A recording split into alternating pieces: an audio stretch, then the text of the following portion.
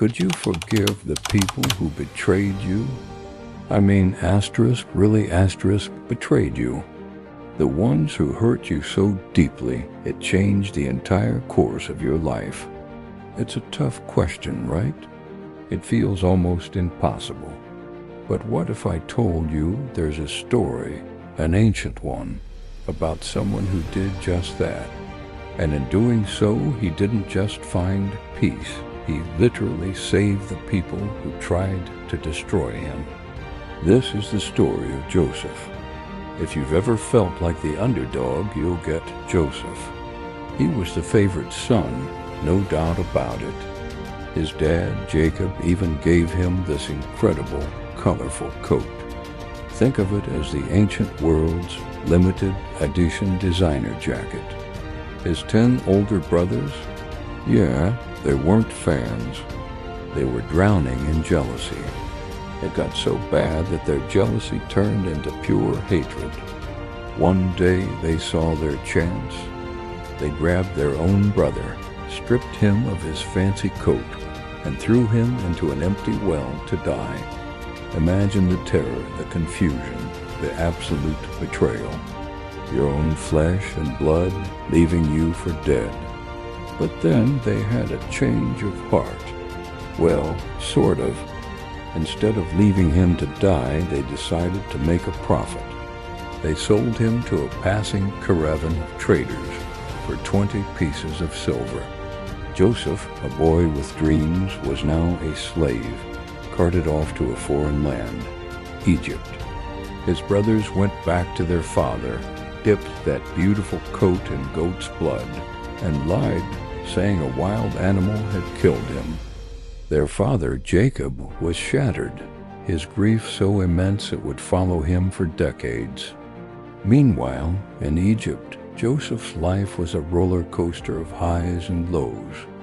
He was a slave, but he worked hard and with integrity, and he rose to a position of power in his master's house.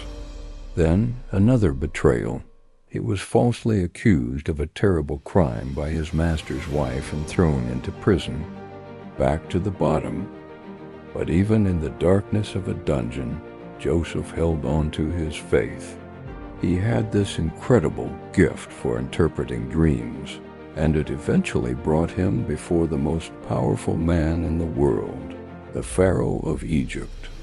Pharaoh had been having these terrifying, confusing dreams. No one could figure them out, but Joseph did. He told Pharaoh the dreams were a warning from God.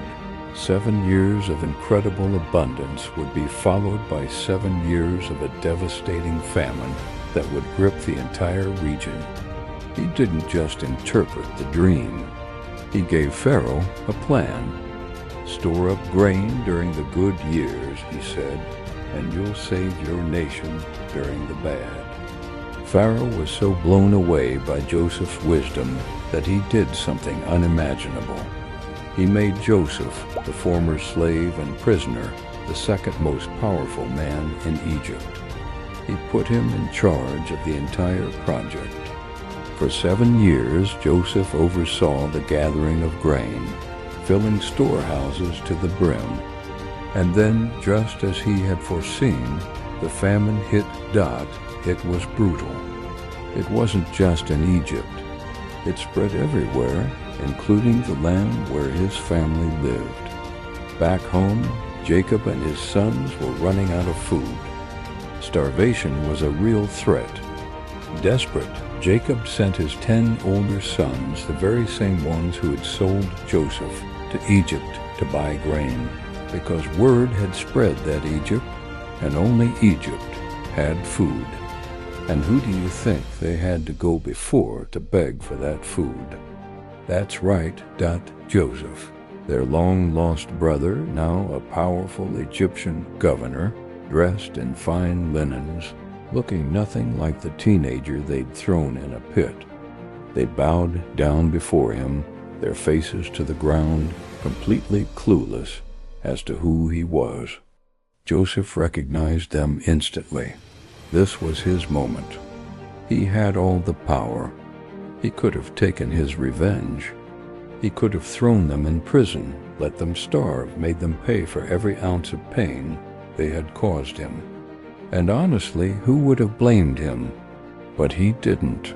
Instead, after a series of tests to see if their hearts had changed, he finally broke down. He sent all the Egyptians out of the room, and through uncontrollable sobs he said, "I am Joseph.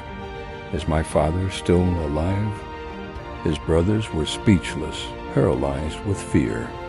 The ghost from their past was standing right in front of them, holding their lives in his hands. But what Joseph said next is one of the most powerful statements of forgiveness in all of history. He told them, "Do not be distressed and do not be angry with yourselves for selling me here, because it was to save lives that God sent me ahead of you." He saw the bigger picture. He understood that what they had intended for evil, God had used for good to save countless lives, including their own. He turned their ultimate betrayal into a story of divine rescue. He didn't just forgive them. He embraced them, wept with them, and arranged for his entire family, including the father who thought he was dead, to come and live safely in Egypt. It's a breathtaking moment where mercy triumphs over revenge, and a broken family is made whole again. This is a story that shows how faith can turn our deepest wounds into a source of incredible strength and restoration. If this story moved you and you want to explore more powerful stories of faith and forgiveness, help us share His glory. Give this video a like and subscribe for more.